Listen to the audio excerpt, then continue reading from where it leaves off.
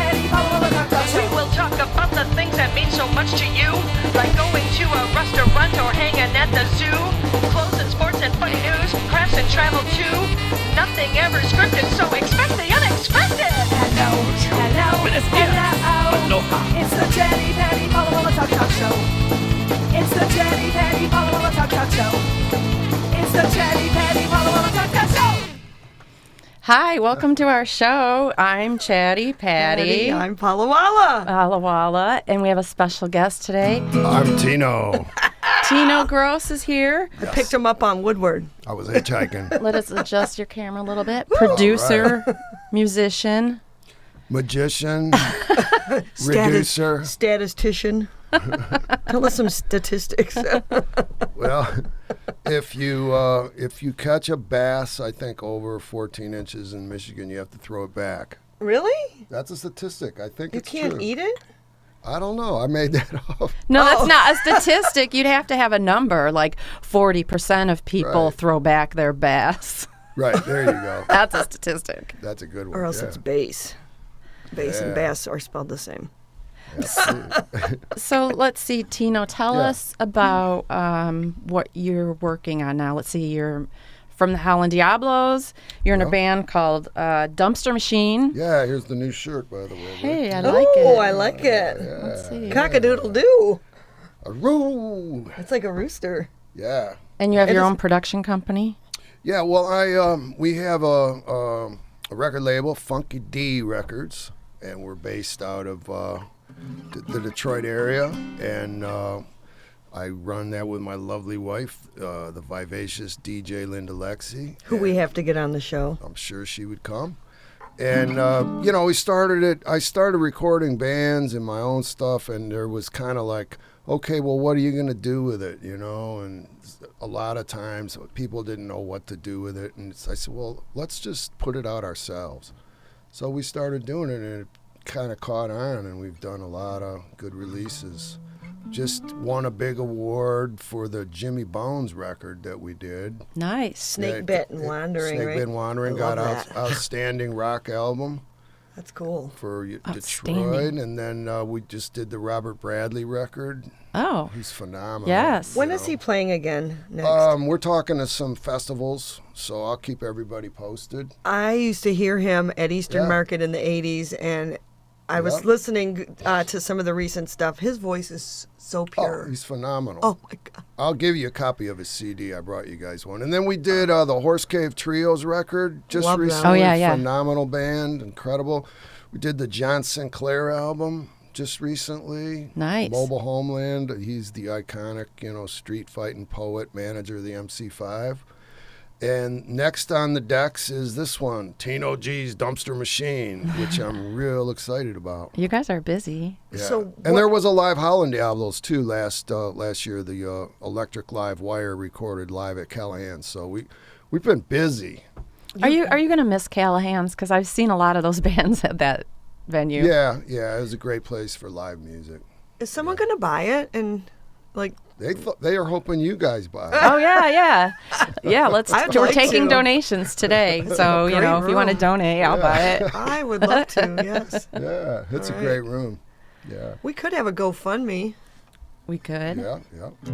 Well, tell us about Yeah. some of your recent gigs. I saw that you were playing at the Hash Bash in Ann Arbor with Oh, Dumpster man. Machine. That was, like, I'm not like a big pot smoker or anything, but I mean, this was like a convention of weed, dealers. I guess they call them doctors now or therapists or whatever. Oh, man. But it's like the auto show for marijuana.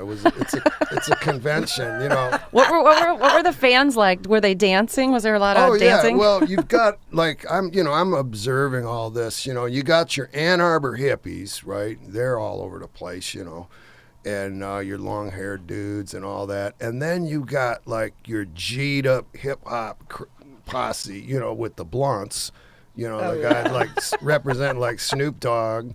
And then and then you got your reggae people, with like just dreads down to the ground. Yeah, man, this is the good chronic, man, and everybody's happy, and the place is so smoky. You know, it's like you gotta like, I gotta go. hey, is that you 3 feet away from me? I can't even see you. No, I'm serious. It's like that. It's like the building's on fire, and my it's in gosh. this giant hotel. Oh, it was and indoors. It's indoors. How did they yeah. ever get rid of that stench? Oh my It's god. impossible. So the dumpster machine played, and you know, we had a great show. The people were going crazy for it, and then we brought John Sinclair up to read a poem with us, and he's like everybody in Ann Arbor. How old is John spiritual Sinclair? advisor, 75, Okay.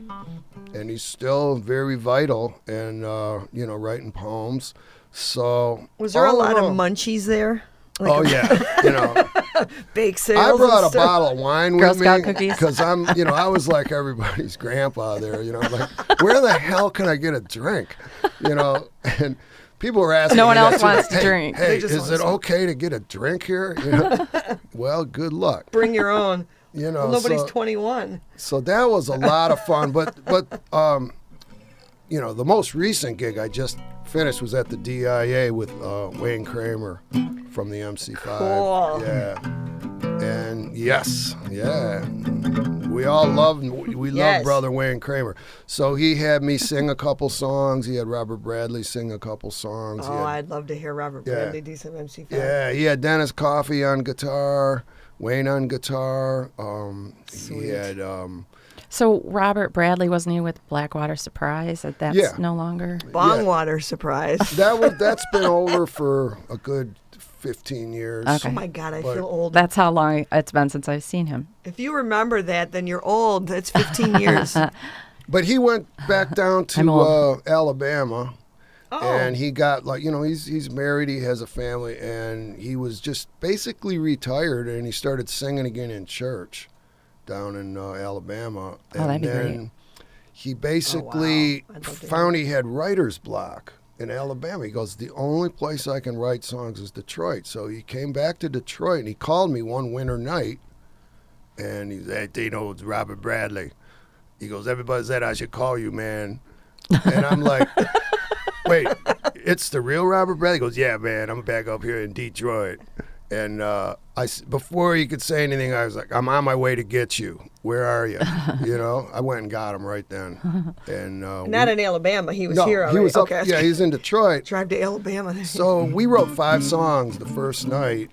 We ended up writing about 35 songs. Oh man. That And sounds fun. we made this great album called Down in the Bend, which is available at funkydrecords.com. Excellent. Yeah, I like all that. these Check out that records I'm website. talking about are On the website. yeah, www.funkydrecords.com. Okay. Open up like Yeah. a store, like a record store, and like yoga and healthy stuff. Because I know Linda's really into like holistic and healthy. Yeah, yeah. She's got to little keep you store. healthy and strong. And I the eat end of my street. avocados. She'll give me a half of an avocado drenched in, you know, some kind of good hippie oil that's real good for you. And I'll eat that, and then I'll crack a beer, you know, so. But it's working. It's working. Hey, I it's enjoy better it. than just beer. Yeah. I mean, I don't have a problem with beer, No. but you It's got good to to be throw in that healthy It's stuff. good to be healthy. Yeah, what breweries were you at this weekend? This is our brewery queen. Oh, yeah. Say it, All brewery. Brewery. brewery. Brewery.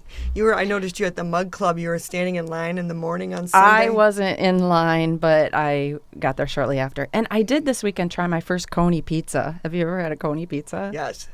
No, and I'm I not. s- I'm not thinking I'm gonna either. It sounds I pretty still nasty. can. I can still taste it. I'm kind of like, what was that? I'll bet. Well, instead of sauce, it's Coney sauce, and then chopped up Frankfurters. And mustard and cheese and hot dog. yeah, and onions. I mean, you know, Yeah. yeah, it's fine.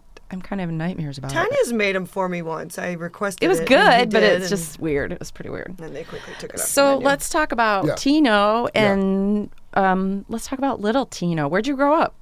I'm from Little I'm Tino. from Detroit, and I'm an actual Detroiter. You know, not transplanted from the suburbs or anything. I grew up in Northwest Detroit, and my family has a long legacy there, which I'm always happy to talk about.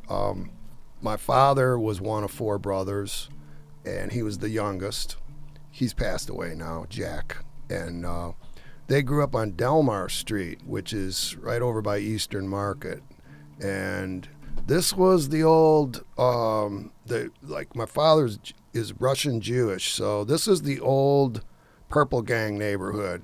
And yeah. Fun. this is right off Oakland Avenue, and it was just totally Purple Gang crazy over there, among other things. But that was the thing that historians keyed in on a lot. The Sugar House on Oakland and all that. So my dad was one of 4 boys. He was a little safety patrol boy over there, and his oldest brother Harry was straight up Purple Gang, and he's in all the books, about Detroit history. Yeah, my uncle Harry.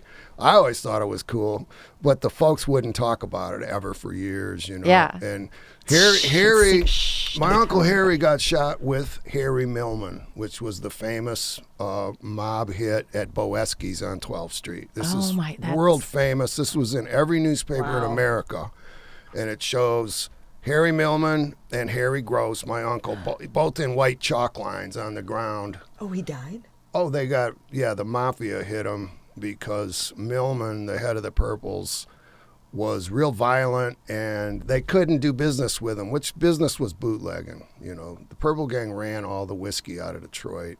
This is the 30s we're talking about, 1930s. Wow. So Harry got killed, my uncle. And my dad said for years he'd have a dream where he was walking up to the house in the summer and all the lights would be on, it'd be dark out, and he'd hear his brother Harry in the bushes go, "Psst, Jack, it's Harry. Don't tell Mom and Dad I'm out here, but everything's fine. Oh my gosh. And that comforted him. Dig up my grave. I'm alive down here. Where'd you put the money? Where's the money? My dad explained to me, he goes, every family on the street had 4 or 5 boys.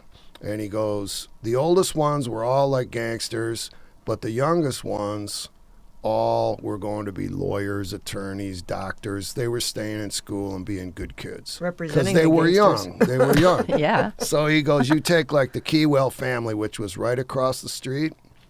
The youngest Keywell became a big judge and then I think a senator. And the oldest Keywell went to the electric chair in Sing Sing for being in Murder Incorporated. So, this was a very lively area and scene. It's where John Lee Hooker started playing the blues. Where does the music come in? Well, that's this next story. Okay. Was the Apex Bar right there on Oakland Avenue is where John Lee Hooker started his career in 1941. And he did Boogie Chillin' and, all the great records John Lee made. And I always consider him the first punk rock artist because he was making records about being young and staying out all night. Well, my mama told me I can't stay out here all night long, but I don't care what my mama don't allow. I'm going to stay out here anyhow. Oh, yeah.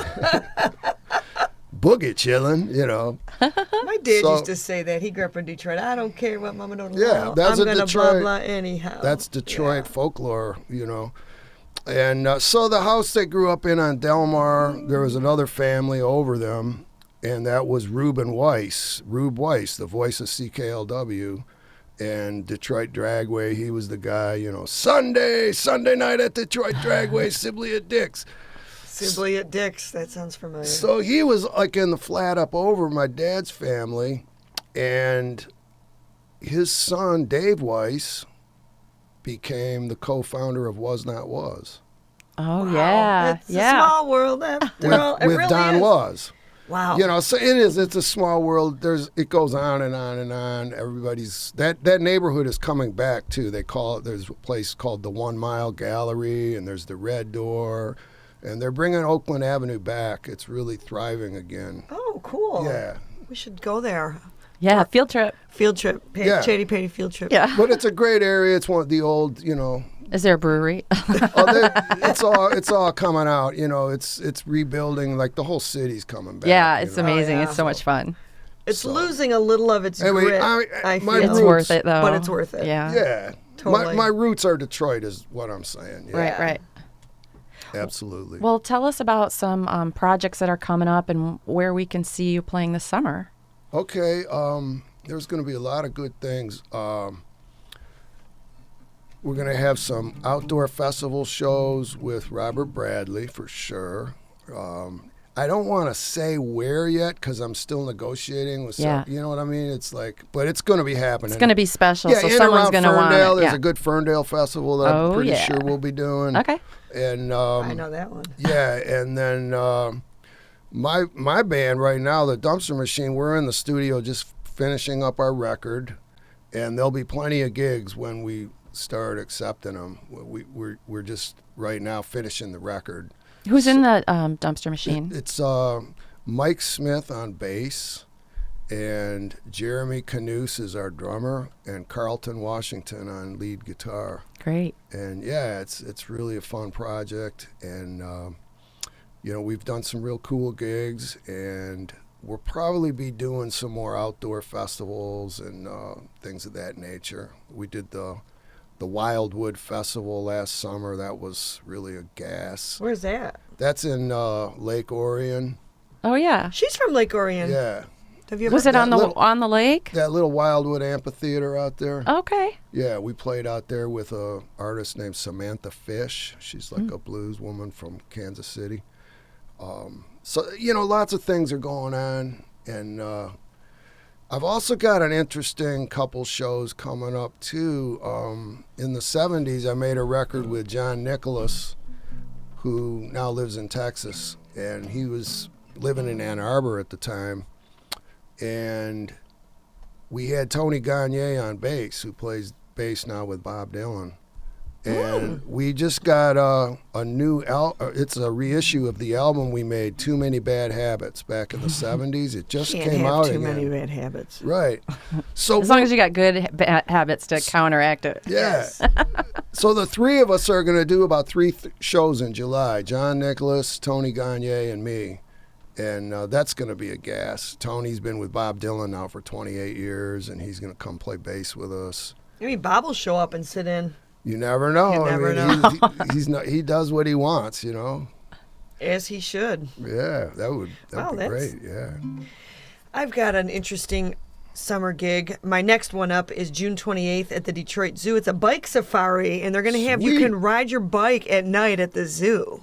Oh, I don't know. I got to think You about never that. get to ride bikes at the zoo. I wonder how crowded it's going to be, though. I don't know. I don't know what to expect. Maybe like a slow roll at the zoo. It sounds really cool. Slow roll with the polar bears. What if you went in that tube? Do you ever go down that tube? Because it's a kind of a steep.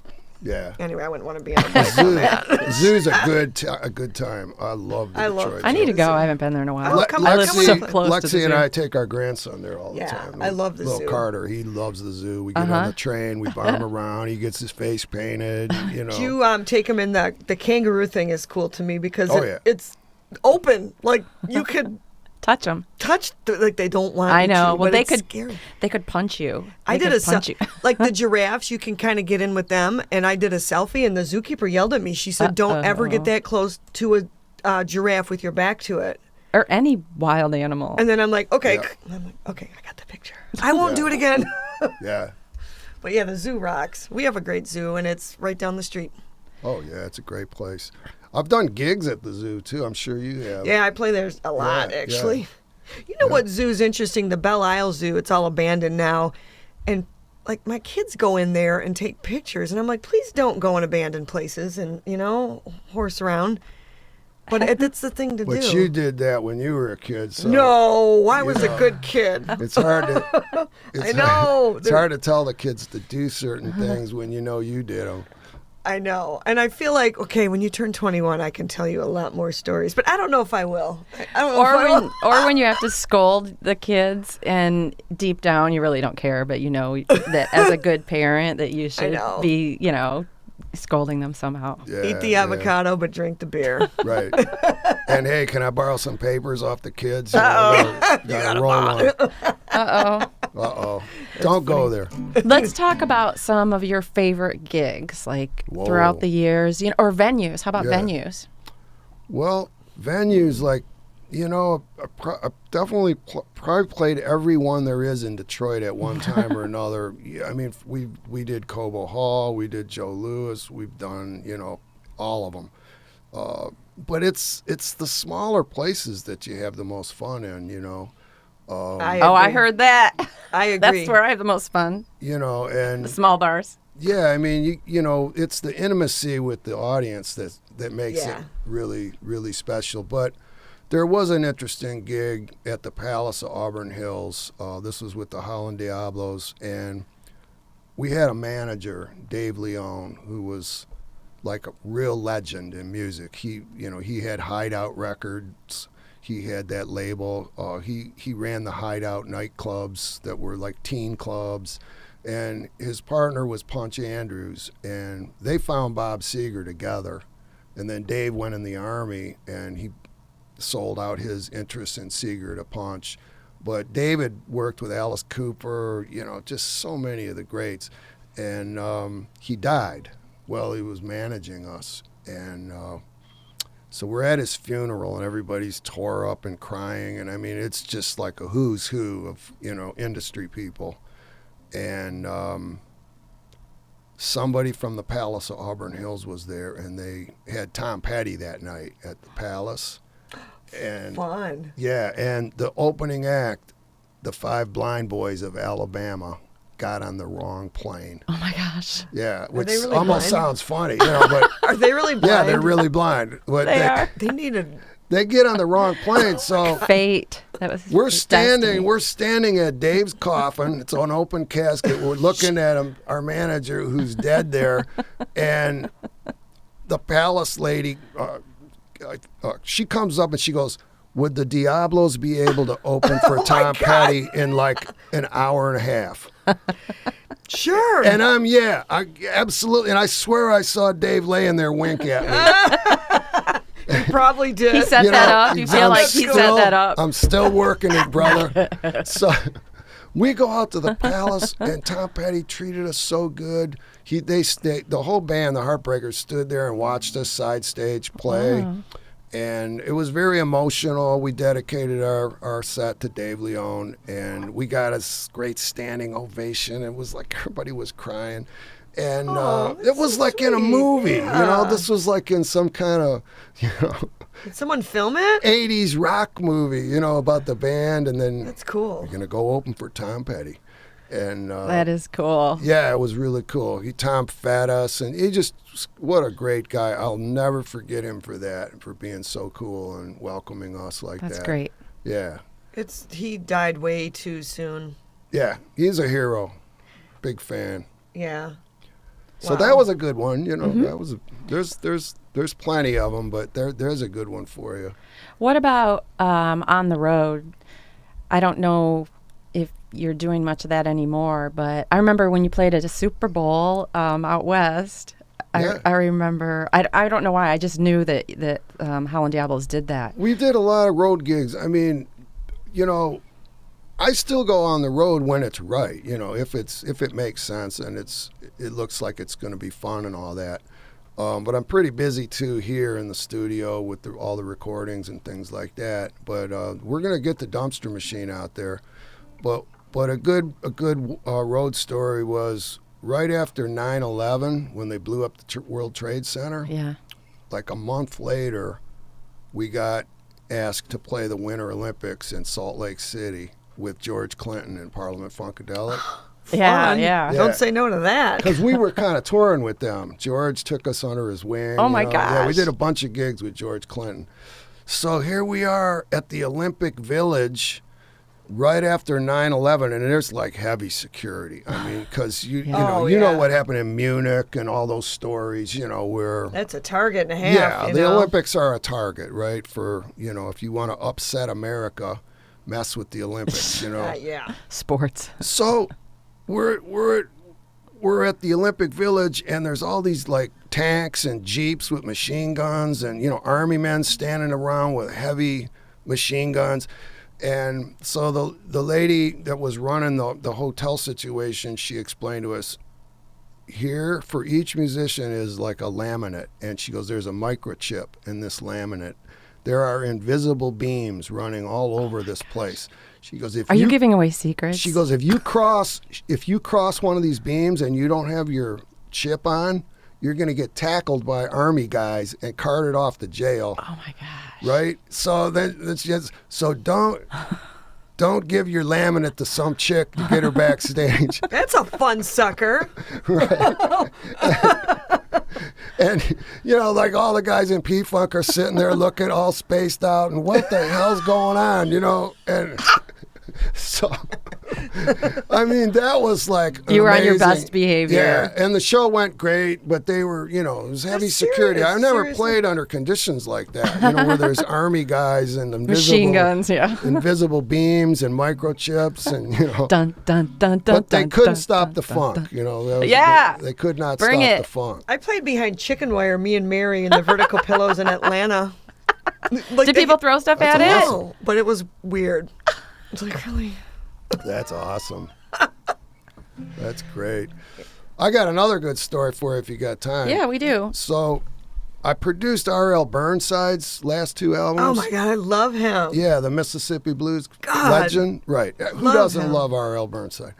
So, one of the tracks we had him record in a pickup truck. I was in the back seat, and Bruce Watson was driving, and R.L. got in the shotgun, and we had a portable tape player, and we just needed some crazy vocals from him, right? So we're So going, why in the car? I mean, isn't because that... we just needed vocals. We had the music already for this one song. So we got in the car and we had a microphone, and he just started telling this great story. He goes, can I swear on here? Yeah. All I right. don't care. Well, We look at each other, we don't know. Here, I'll go. Sure. This lazy MF stole my check. The lazy MF stole my check. You know you did it. You know I want that back now, you lazy MF. I want. You know you got my check. Why, you lazy MF? Where's he from? So that became the big hit on the album. And it was recorded in a pickup truck. was it quality good? Yeah, it's called Stole My Check, and it's on the album.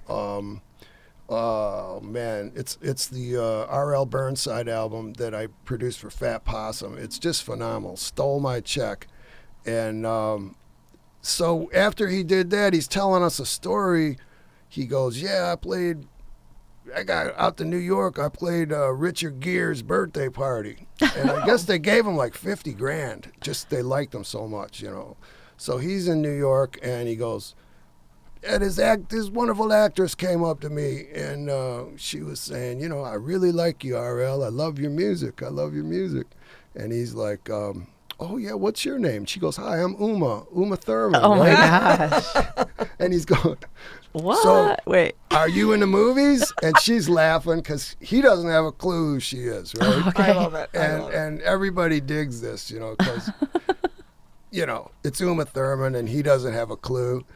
And he goes, so you are in the movies? And she's kind of laughing. She goes, yes, R.L., I'm in the movies. He goes, well, I'm going to look you up at Blockbusters when I get back to Mississippi.